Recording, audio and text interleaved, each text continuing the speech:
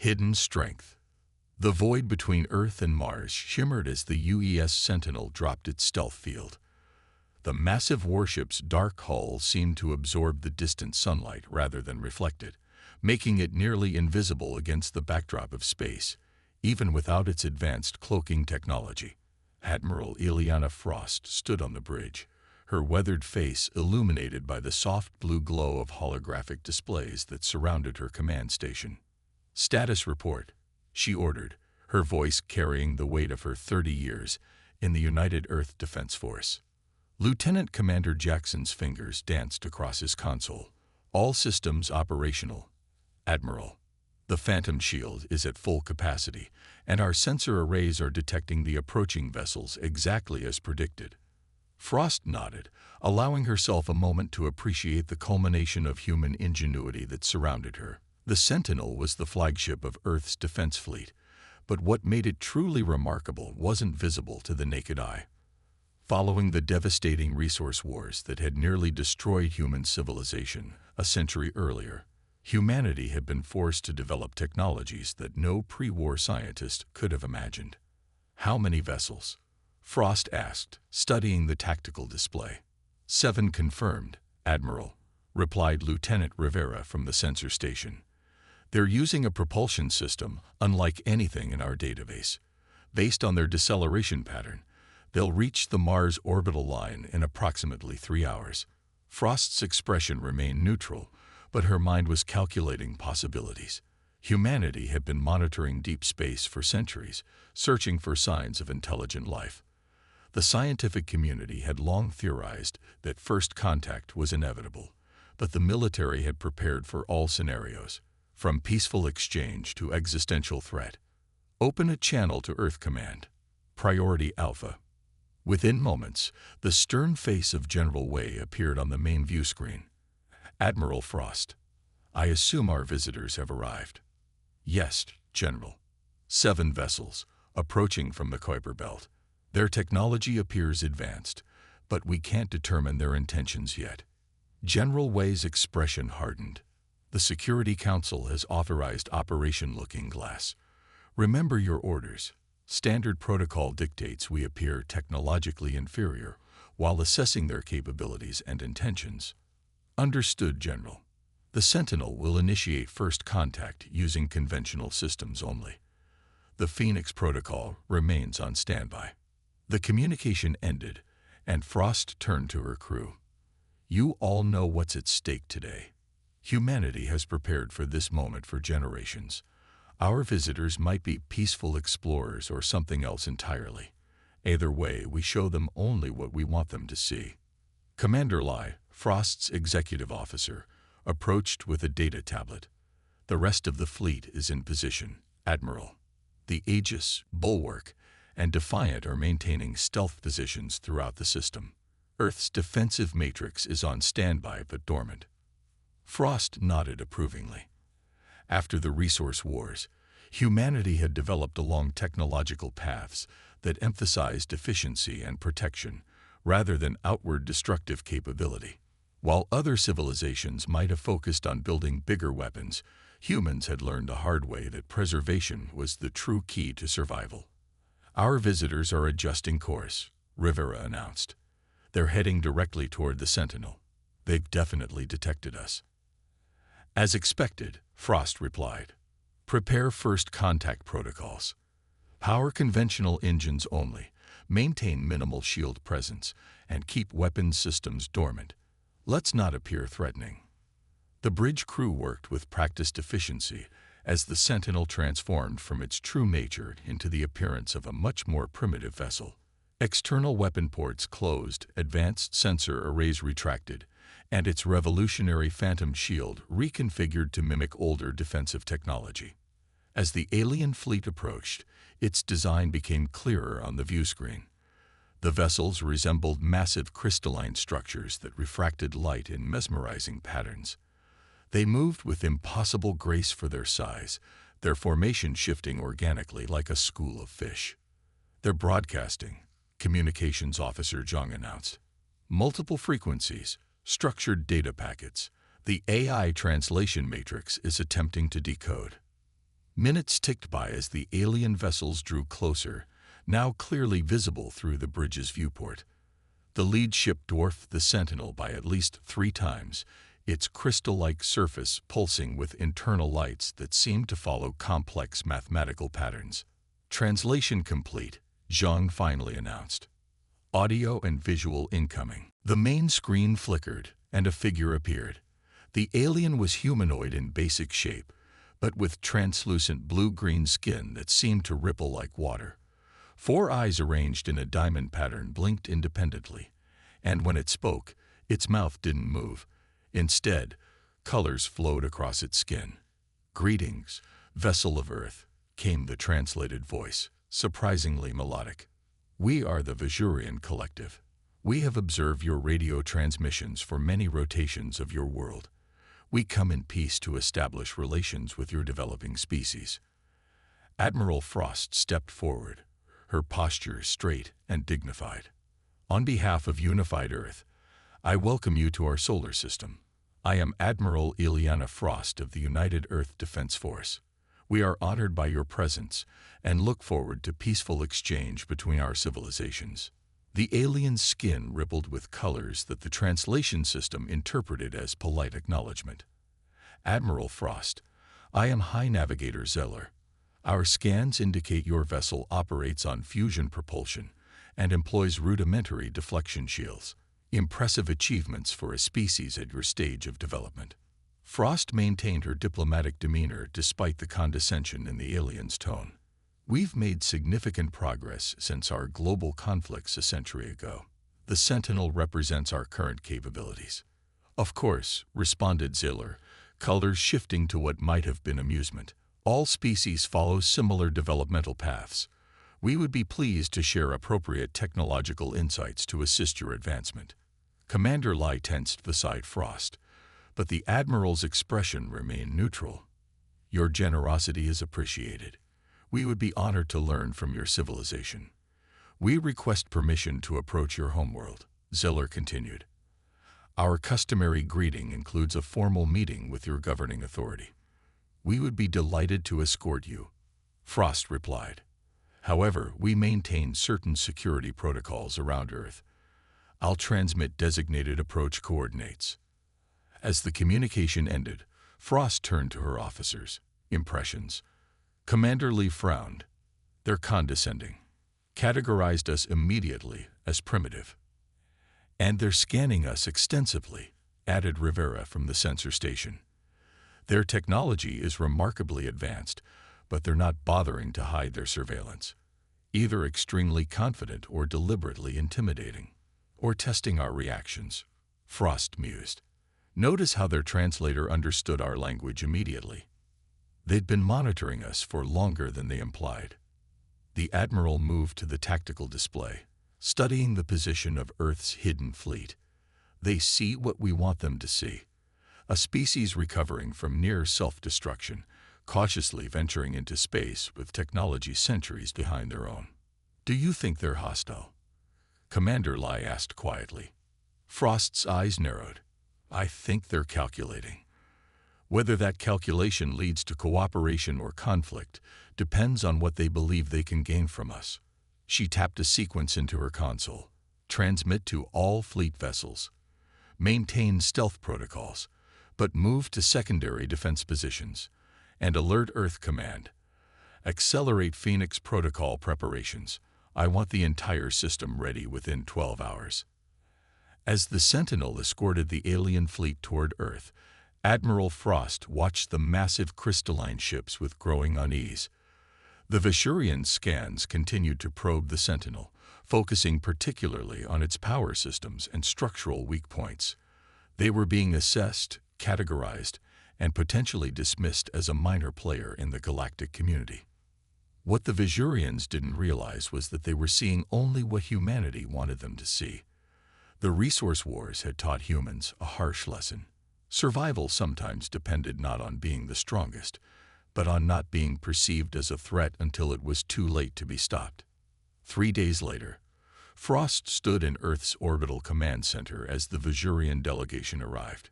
Their diplomatic vessel dwarfed the human escort ships, its crystalline hull creating rainbow patterns across the station's observation deck. Behind her, General Wei and the Earth Security Council watched with carefully maintained expressions of diplomatic openness. "They're scanning everything," Wei muttered, "particularly our defensive platforms." "Let them look," Frost replied quietly. "The visible systems are 3 generations behind what we actually deploy." The Vajurian delegation consisted of 5 representatives, with High Navigator Zeller at their center. Their towering translucent forms drew stares from the human diplomatic corps as they entered the grand reception hall of the Orbital Command Center. "Your habitat is impressively constructed for your technological level," one of the Vajurians observed, skin rippling with patterns that the translation system interpreted as mild surprise. "Though our scans indicate your life support redundancies are minimal. We build according to our needs," General Wei responded evenly. "Earth's resources were severely depleted during our last global conflict." Another Vajurian, introduced as Science Director Melov, gestured toward the viewports overlooking Earth. "Yes, we detected the radiation signatures of your nuclear exchange. Most species who survive such events require centuries to recover. Your resilience is noteworthy."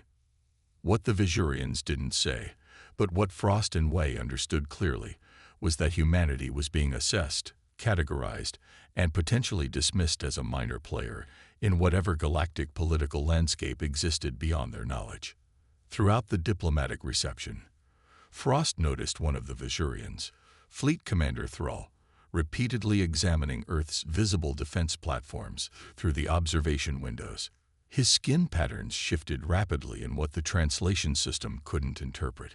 "Your defensive capabilities seem focused on point defense systems," Thrall finally commented during the reception. "A common approach for early spacefaring species." Frost smiled diplomatically. "We work with what we have, Commander. The resource wars taught us to be creative with limited means." "An admirable adaptation," Thrall replied, though his tone suggested merely academic interest.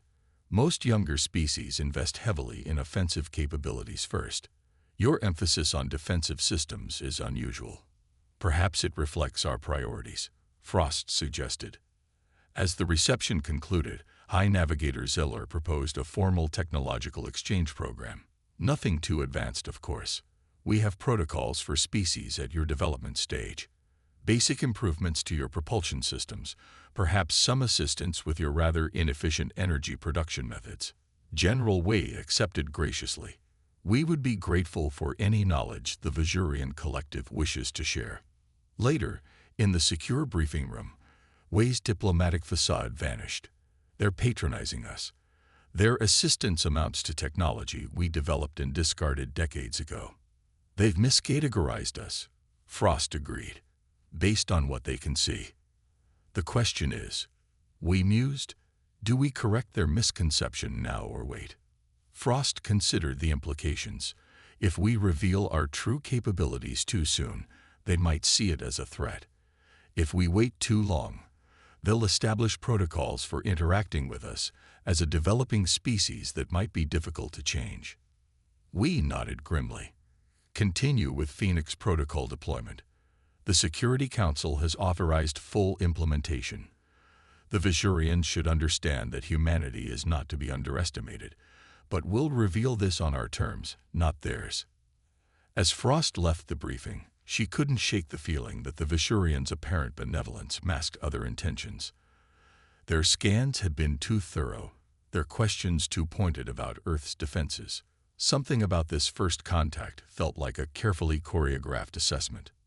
What the Vajurians would learn, when the time was right, was that humanity's path to the stars had been very different from what they assumed.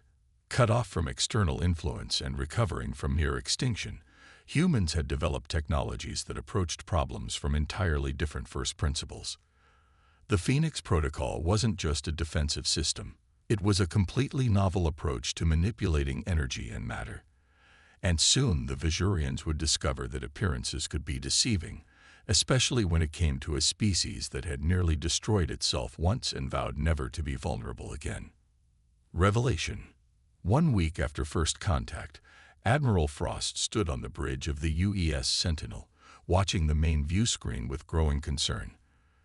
The Vajurian delegation had returned to their fleet the previous day, citing a need to consult with their collective leadership. Now, long-range sensors were detecting unusual energy signatures from the alien vessels. "They've repositioned their fleet," Lieutenant Rivera reported. "Formation suggests standard tactical advantage positioning. Their energy signatures are changing. Power levels increasing across all vessels." Frost's expression remained calm, but her voice carried new urgency. "Transmission to Earth Command. Possible Scenario Omega. All fleet vessels prepare for Phoenix Protocol activation." Commander Lai moved to Frost's side. "They're making their moves sooner than we expected." "They found something," Frost replied. "Something that made them recalculate their assessment of us as a non-threat." The answer came moments later when Communications Officer Zhang announced, "Incoming transmission from the Vajurian command vessel." High Navigator Zeller appeared on screen, but the almost patronizing diplomatic demeanor had vanished.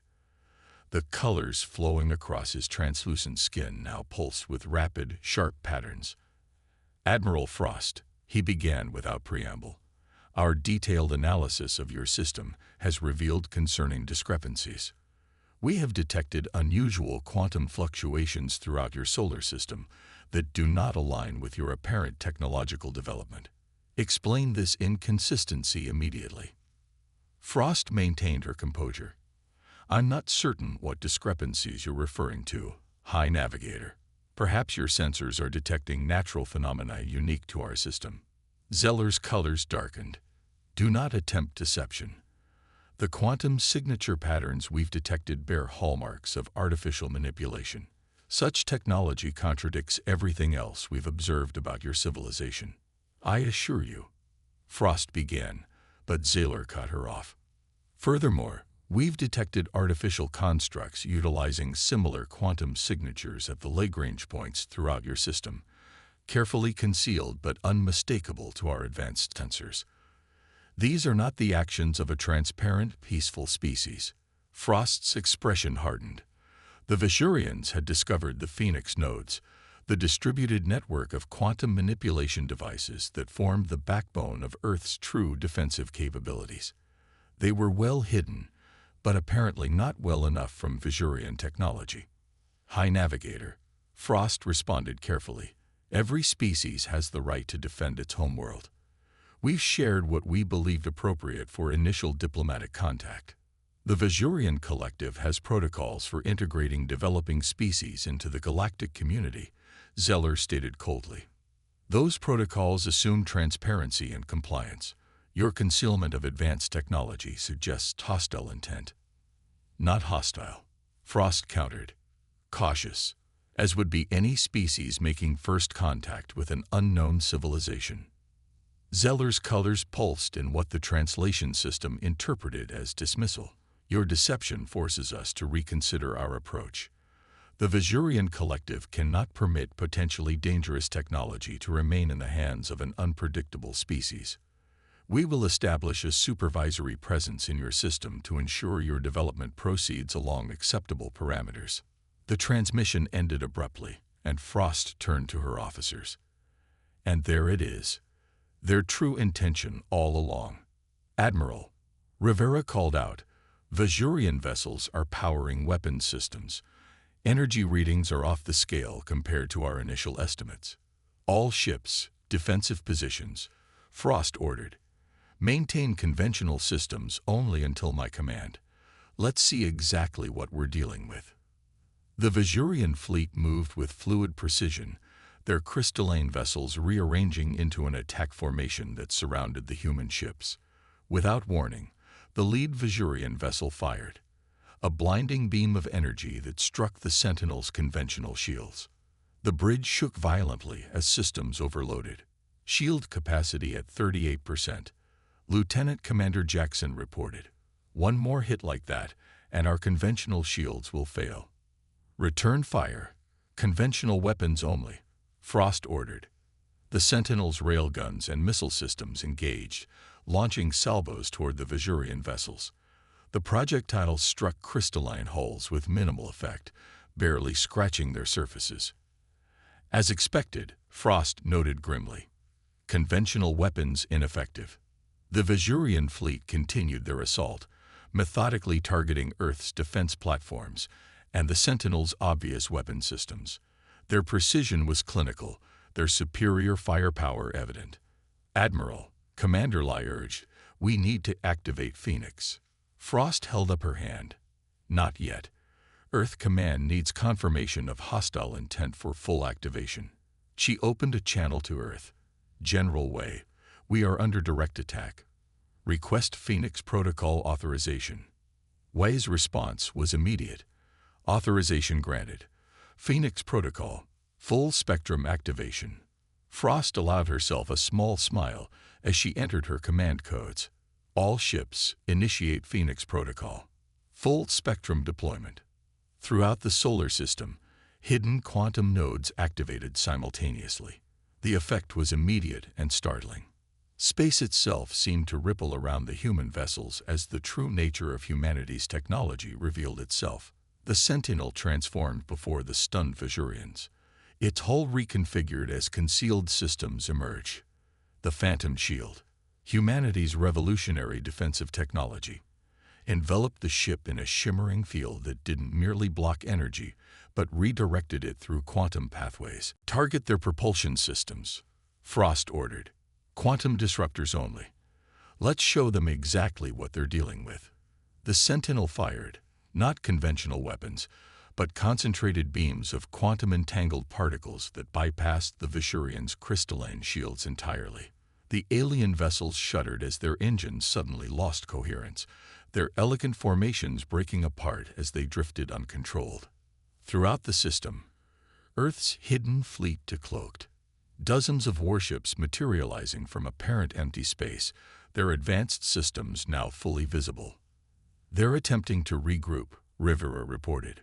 "Rerouting power to secondary systems." "Open a channel," Frost commanded. High Navigator Zeller appeared on screen, his color patterns chaotic with what could only be interpreted as shock. "What is this?" "Your technology is not what you expected," Frost finished for him. "The resource wars taught humanity a harsh lesson, High Navigator. We nearly destroyed ourselves, and in rebuilding, we took a different path. While other species might have developed along predictable technological lines, our isolation forced us to approach problems differently.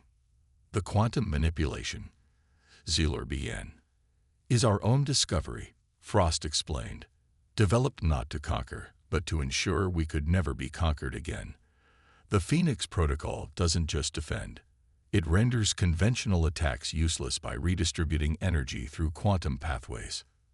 Zeller's colors stabilized into a pattern the translators couldn't interpret. "You concealed this capability deliberately." "Of course we did," Frost replied unapologetically. "You arrived in our system, immediately scanned our defenses, cataloged our supposed weaknesses, and then attempted to establish control over our development. Would you have acted differently in our position?" For several long moments, the Vajurian leader was silent, his colors shifting slowly through patterns suggesting deep calculation. Finally, he responded, "The collective must reassess its evaluation of human civilization. Your technological development has clearly followed an unconventional path." "We don't want conflict, High Navigator," Frost stated firmly. "But we will not be patronized, controlled, or threatened. Humanity is prepared to engage in genuine diplomatic relations as equals, not as a subordinate species awaiting guidance." The quantum disruptors had temporarily disabled the Vajurian vessel's propulsion systems, but Frost knew they would soon adapt. That wasn't the point, however. The demonstration had served its purpose, revealing enough of humanity's true capabilities to force a recalculation without showing everything they could do. "Your vessel's propulsion systems will regain functionality in approximately 20 minutes, Frost informed Zeller. "Consider this demonstration a foundation for more honest diplomatic relations moving forward." After the transmission ended, Commander Lai approached Frost. "Do you think they'll retaliate once they've regrouped?" Frost shook her head. No, they're pragmatic. They just discovered that a supposedly primitive species possesses technology that operates on principles they didn't anticipate. Their entire assessment framework has been invalidated. What happens now? Lai asked. Now, Frost replied, watching the disabled Vajurian fleet on the tactical display. We prepare for real negotiations. No more pretense, no more condescension.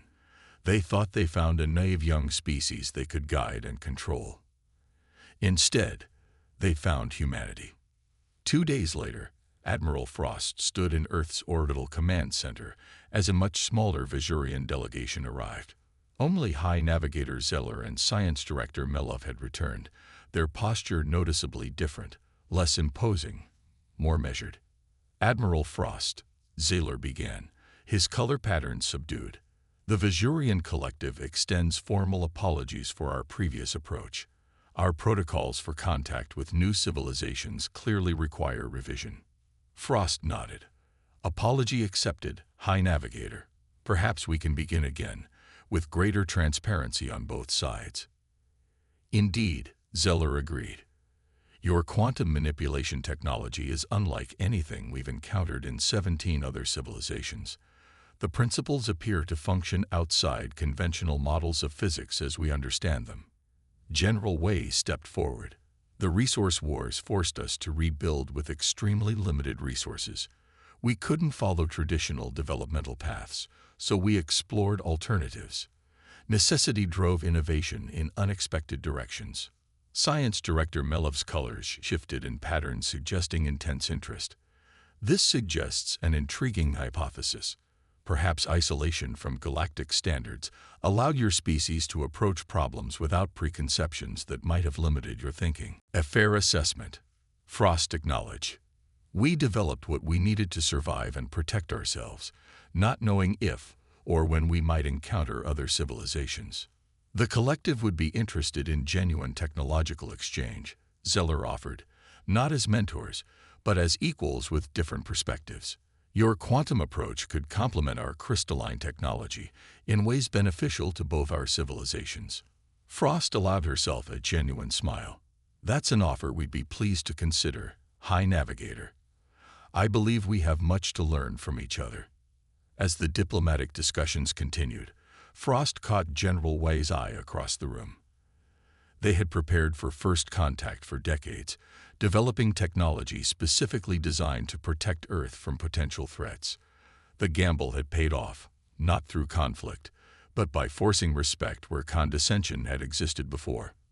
The Vajurians had arrived expecting to find a primitive species they could guide and eventually control.